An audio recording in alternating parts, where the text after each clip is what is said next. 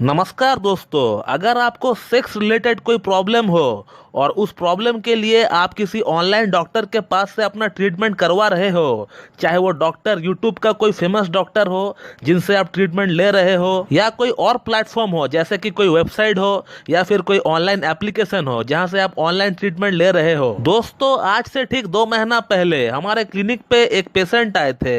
हमारे YouTube videos को देखने के बाद जब उनको पता चला कि मैं भी वेस्ट बंगाल से हूं, तो उन्होंने ऑनलाइन कंसल्टेशन की जगह ऑफलाइन कंसल्टेशन मुझसे लेना सही समझा। और इस पेशेंट का एज है 28 ईयर्स और इस पेशेंट को पिछले 1 साल से इरेक्टाइल डिस्फंक्शन की प्रॉब्लम है। और इस पेशेंट का लिंग में तनाव तो आता है मगर वो सस्टेन नहीं हो पाता है, मतलब इरेक्शन संभोग के दौरान हो पाता है मगर वो रुक नहीं पाता है, वो टूट जाता है। अब ये पेशेंट मेरे पास आने से पहले यूट्यूब के एक फेमस डॉक्टर के पास से इन्होंने ऑनलाइन कंसल्टेशन लेना सही समझा। जिस डॉक्टर ने इनको 4-5 तरह की मेडिसिन इनको इनका एड्रेस पे भेजे थे और उस डॉक्टर का मेडिसिन को खाने का बाद से इनका प्रॉब्लम और बढ़ गया। और इस डॉक्टर का मेडिसिन से पहला ही डोज से इनका लिंग में तनाव आ गया और वो तनाव ऐसा आया कि इनका लिंग में तनाव 4 घंटा सस्टेन हो गया। 4 घंटा इनका लिंग में तनाव बरकरार रहा और 4 घंटा बाद जब इनका लिंग में तनाव धीरे धीरे कम होना स्टार्ट हुआ तो इनका लिंग एकदम फ्लैसिड कंडीशन में ही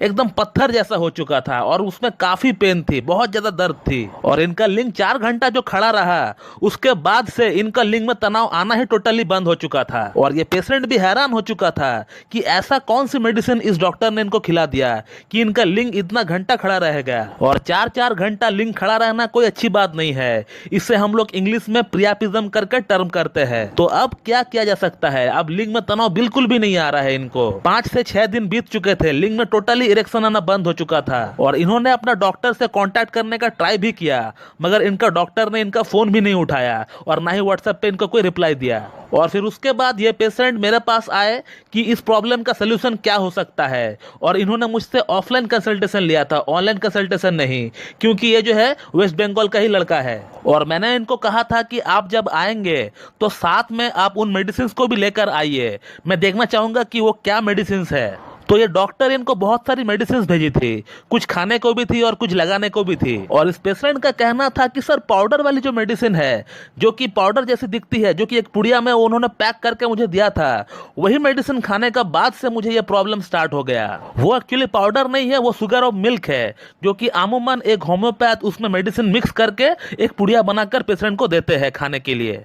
और वैसे ही शुगर और मिल्क के साथ इनको 8-10 पुड़िया इनको भेजा गया था और उनमें से एक ही पुड़िया को मैंने लैब में भेजा और उस लैब में मुझे जो पता चला वो सुनकर आप भी हैरान हो जाएंगे। शुगर और मिल्क के साथ व्याग्रा मिला हुआ था, इंग्लिश मेडिसिन व्याग्रा मिला हुआ था।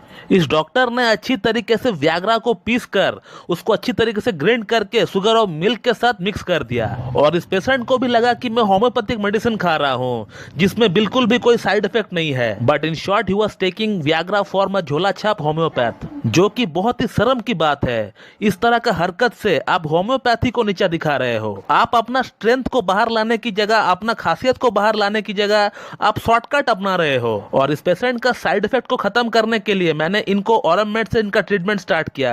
ऑरममेड 0/10 से हमने इनका ट्रीटमेंट को स्टार्ट किया और 2 ही दिन में व्याग्रा का इनका अंदर जो साइड इफेक्ट हुआ था वो पूरी तरह चला गया। और फिर उसके बाद मैंने इनका फिर से केस टेकिंग किया और केस टेकिंग के बाद मैंने इनको कालीब्रोम प्रेस्क्राइब किया। कालीब्रोम 0/1 से हम लोगों ने स्टार्ट किए थे और हर हफ्ता कालीब्रोम का पोटेंसी को हम लोग बढ़ाते गए। और तकरीबन 2 महीने बाद इस पेशेंट ने हमसे क्या लिखा है आप पढ़ सकते हो। जो साइड इफेक्ट था वो तो पहले ही गया, साथ में इनका जो मेन प्रॉब्लम था जिसके लिए इन्होंने उस झोला छाप डॉक्टर से ट्रीटमेंट लिया था वो प्रॉब्लम भी इनका सॉर्ट आउट हो गया। और अब इनको बढ़िया इरेक्शन भी आ रहा है और इनका इरेक्शन सस्टेन भी हो रहा है। तो दोस्तों, मेरा इस वीडियो को बनाने का मकसद सिर्फ इतना है कि मैं आप लोगों को अलर्ट कर सकूं। तो दोस्तों, मैं इस वीडियो को यहीं पे एंड करता हूं। So thank you very much and have a good day.